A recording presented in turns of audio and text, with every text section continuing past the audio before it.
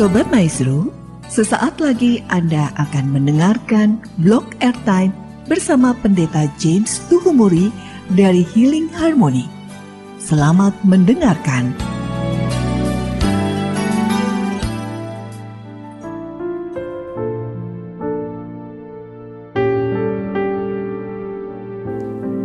Shalom, selamat malam Bapak Ibu Jemaat Healing Harmony dimanapun saudara berada. Malam hari ini kita sungguh bersyukur sebab kita sudah ada di penghujung tahun ini, di bulan Desember, di mana kita menikmati kasih Tuhan yang begitu besar. Allah telah memberikan Yesus anaknya yang tunggal kepada setiap kita. Mari mensyukuri ini, kita mau bawa pujian kita, sembah kita. Ingat bahwa kasih-Nya begitu besar dalam kehidupan kita. Kasih yang membawa kita kepada kehidupan yang kekal. Kami bersyukur Tuhan. Kami bersyukur untuk kasih-Mu. Untuk Yesus yang hadir di dunia ini bagi kami.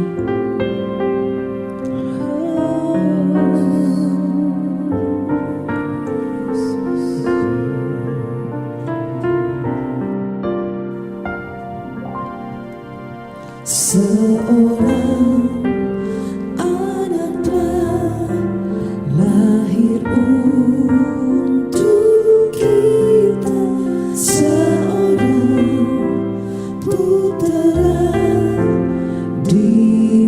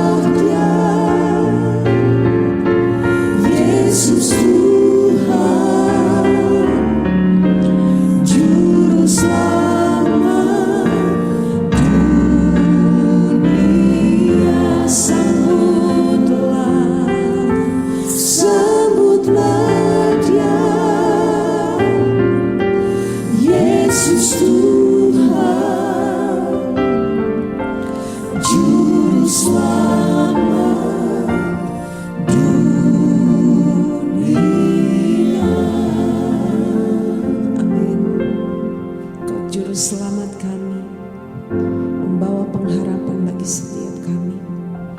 Yesus, Engkau yang telah membuktikan kasih-Mu. Terima kasih Tuhan.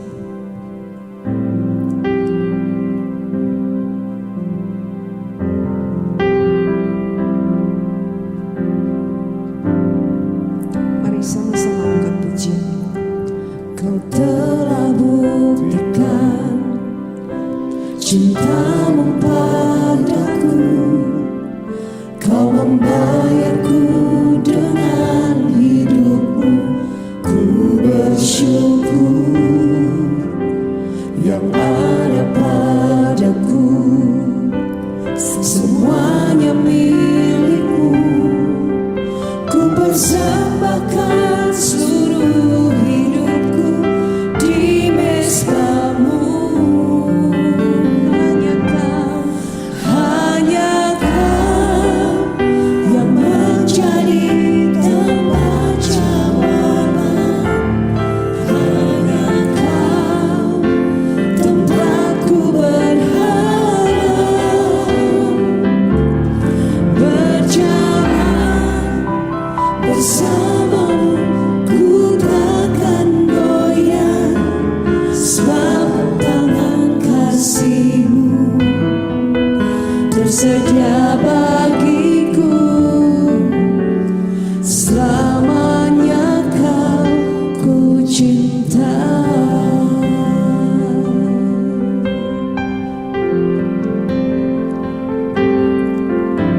Kau telah buktikan cinta-Mu padaku, Kau membayarku dengan hidup-Mu. Ku bersyukur yang ada padaku, semuanya milik-Mu. Ku persembahkan seluruh hidupku di mezbah-Mu. Mari angkat hatimu. Hanya Kau yang menjadi tempat jawaban. Hanya Kau tempatku berharap.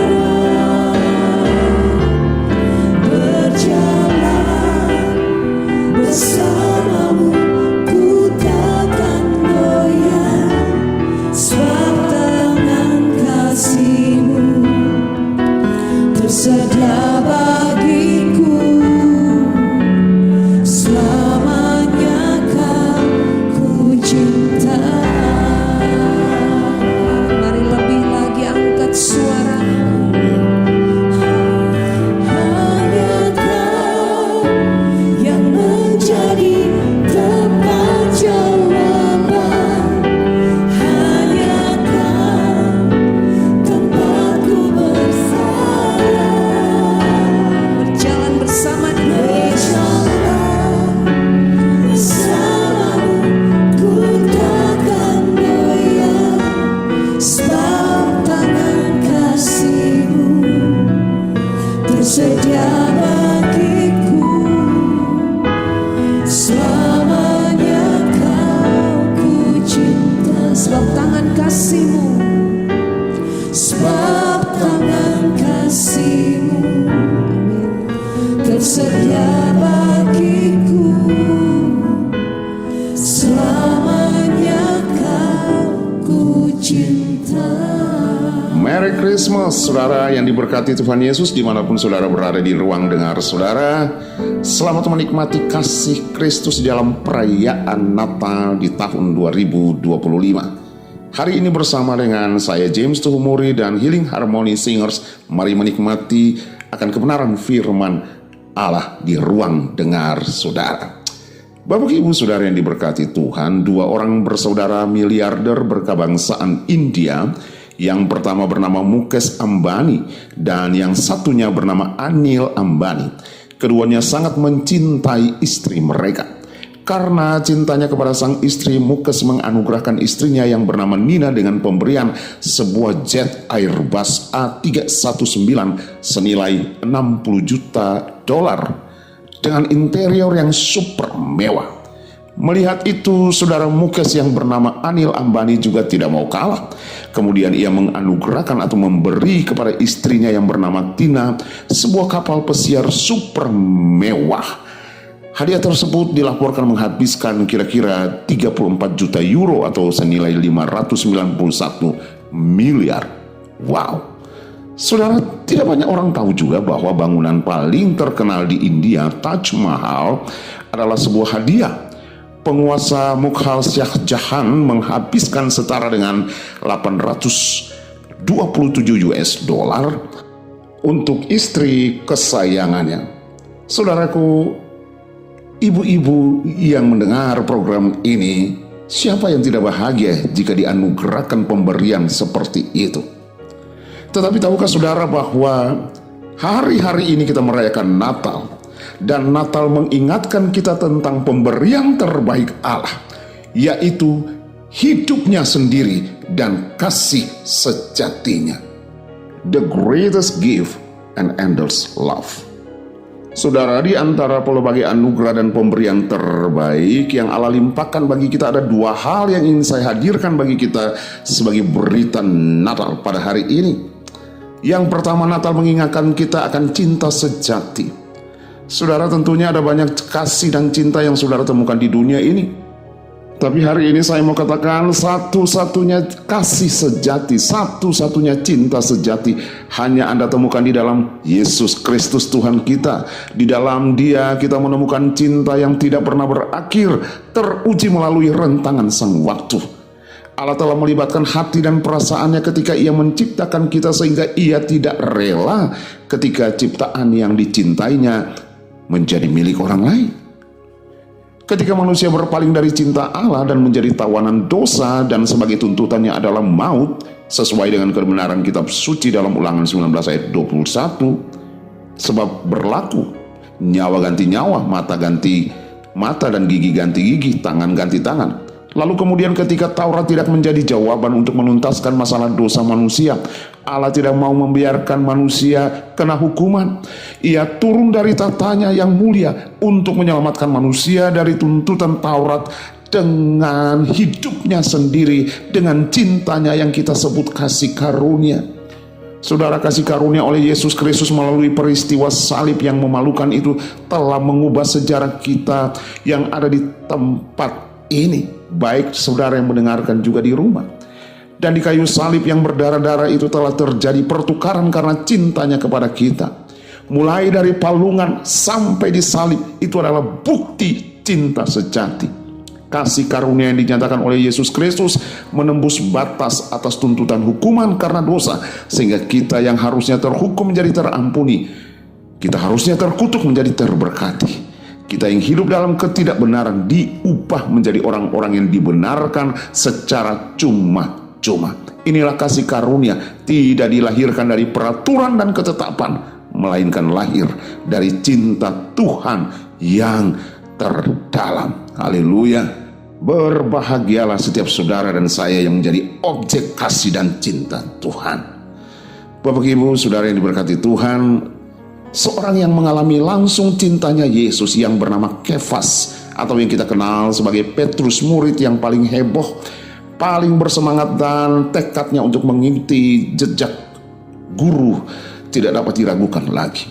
Dia murid yang paling banyak mengalami mujizat, berjalan di atas air. Demikian juga di antara 3 murid utama yang langsung menyaksikan transfigurasi Kristus di atas gunung. Luar biasa. Di dalam keyakinannya ia siap dengan rela dan setia mengikuti Yesus sampai mati. Dalam Matius 26 ayat 35 dikatakan, sekalipun aku harus mati bersama-sama engkau, aku tidak akan menyangkal engkau. Namun apa yang terjadi ketika sang gurunya berhadapan di sidang imam besar pada saat itu? Tanpa ia duga, ia juga didakwa oleh beberapa orang yang mengetahui bahwa ia adalah pengikut Kristus. Dan hanya oleh sentilan seorang wanita yang berkata, kamu pengikut Yesus, Petrus lalu gugup. Dalam ketakutannya, ia tidak menyangka bahwa ia harus berhadapan dengan keadaan seperti itu. Dan karena ketakutan, dengan segera ia menyangkali sang gurunya, bahkan bersumpah ia tidak mengenali. Lalu kemudian ia mengutuki. Bapak Ibu, Petrus telah lupa bahwa Yesus sebelumnya berkata sebelum ayam berkokok, engkau telah menyangkal aku 3 kali. Dan Petrus juga mungkin lupa perkataan Yesus yang terekam dalam Matius 10 ayat 33. Tetapi barang siapa menyangkal aku di depan manusia, aku akan menyangkalnya di depan Bapakku di sorga. Dan saat itu terjadi ketika Petrus menyangkal, menyumpah, bahkan mengutuki, ayam pun berkokok.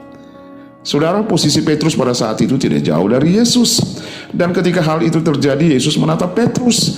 Dan mata Simon Petrus pun menatap Yesus. Lalu kemudian tidak berani lagi menatap karena ia tertangkap basah telah berdosa terhadap guru dan Tuhannya. Saudara, mungkin banyak orang yang menyangka bahwa tatapan Yesus itu adalah tatapan tajam dari seorang hakim yang adil, yang siap menghukum orang yang telah bersalah mengkhianati Yesus, menyangkal, bahkan mengutuknya, seperti yang terekam dalam Matius 10 ayat 33 tadi. Tetapi tidak demikian. Hari ini Natal mengingatkan kita kembali akan kasih sejati, cinta sejati Yesus. Saya harus katakan tatapan itu adalah tatapan yang penuh dengan kasih, yang penuh dengan anugerah pengampunan.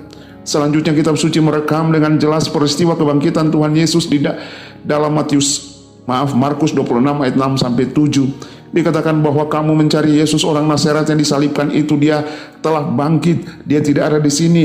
Lihat, inilah tempat mereka membaringkan dia. Tetapi sekarang pergilah, katakanlah kepada murid-muridnya dan kepada Petrus. Saudara, perhatikan baik frasa kepada Petrus. Bukankah Petrus adalah termasuk dalam murid-muridnya, bahkan murid yang utama?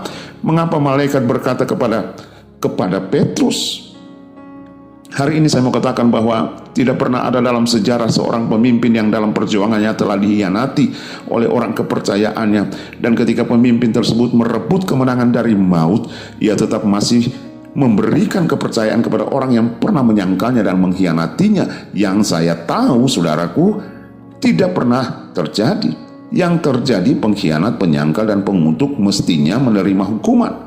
Namun hal ini yang dilakukan Yesus kepada Petrus di dalam Yohanes 21 ayat 17 dengan suara yang lembut penuh cinta itu. Sampai 3 kali ia bertanya, Simon, apakah engkau mengasihi aku? Dan Simon Petrus pun menangis serta menyatakan kasihnya yang murni, kasihnya yang sungguh-sungguh telah diubah oleh Kristus. Ia berkata, Tuhan, aku mengasihi engkau. Yesus mengerti pernyataan ini dan ia memberikan sebuah tugas baru dari seorang yang penakut, penyangkal, pengkhianat, menjadi seorang yang berdiri di atas batu karang yang teguh untuk mengembalakan domba-dombanya, untuk mendirikan gerejanya. Semuanya diawali dari kasih Kristus yang sejati. Ia memberikan hidupnya bagi Petrus, ia memberikan hidupnya bagi kita semua. Pembelajaran penting dalam mengikuti Yesus. Saudara, kita mengikuti Yesus bukan karena kekuatan kita, bukan karena tekad kita, bukan karena kemampuan kita, tetapi kasih karunia dan anugerah itu yang telah menarik kita dan memampukan kita melayani Dia dengan setia. Hal yang kedua, saudaraku, secara cepat saja. Hal yang kedua bicara tentang the greatest gift, yaitu keselamatan. Saudara, firman Allah mengatakan bahwa keselamatan tidak ada dalam siapapun juga selain di dalam Dia. Sebab di bawah kolong langit ini tidak ada nama lain yang diberikan kepada manusia yang olehnya kita dapat diselamatkan. Injil Yohanes pasal 8 ayat 11 bilang, dikisahkan seorang perempuan yang tertangkap basah kedapatan bersinah, dan para ahli Taurat menangkap perempuan itu, namun melepaskan pria pasangannya. Mereka menggunakan hukum Taurat untuk mendakwa perempuan itu.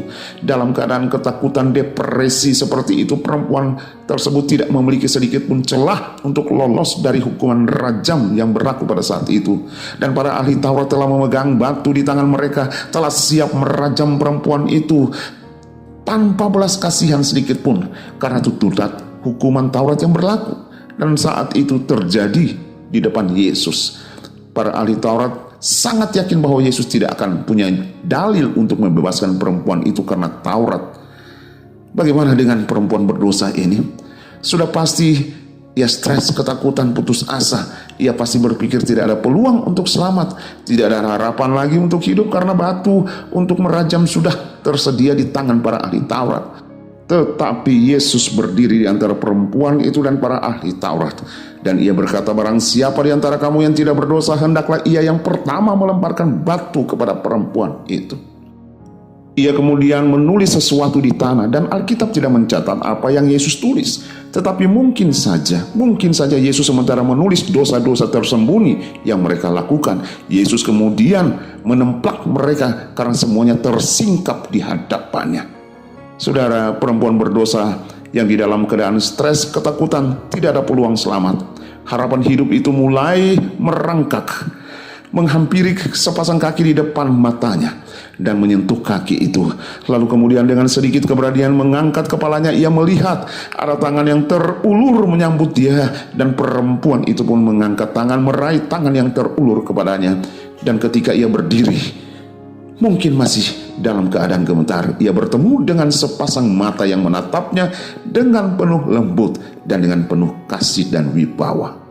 Perjumpaan dengan pribadi Yesus yang membawa perempuan ini menerima aliran kasih mengalir dari pribadi Yesus yang berkuasa menyelamatkan, telah mengubah hidupnya juga yang harusnya terhukum menjadi terbebaskan. Kematian menjadi kehidupan yang baru, dan keputusasaannya menjadi hidup dalam pengharapan.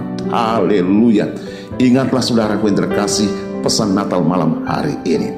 Pemberian terbaik dari Allah adalah hidupnya sendiri di dalam Yesus Kristus, dan kasih sejatinya sanggup mengubahkan kehidupan kita. Haleluya.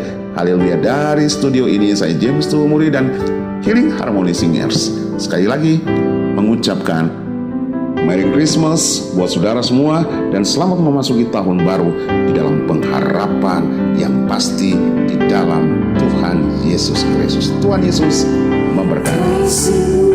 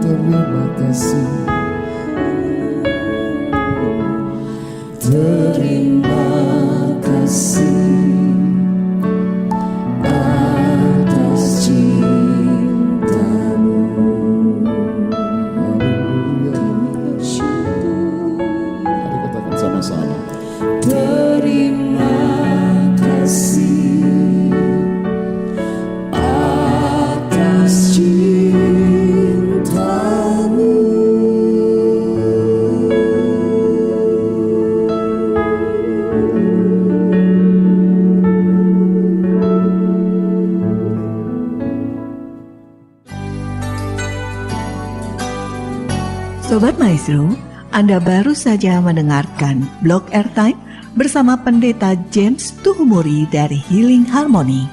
Bila Anda membutuhkan informasi dan pelayanan lebih lanjut, hubungi call center Healing Harmony di nomor 0811 205 1705. Terima kasih atas perhatian dan kebersamaan Anda. Tuhan memberkati.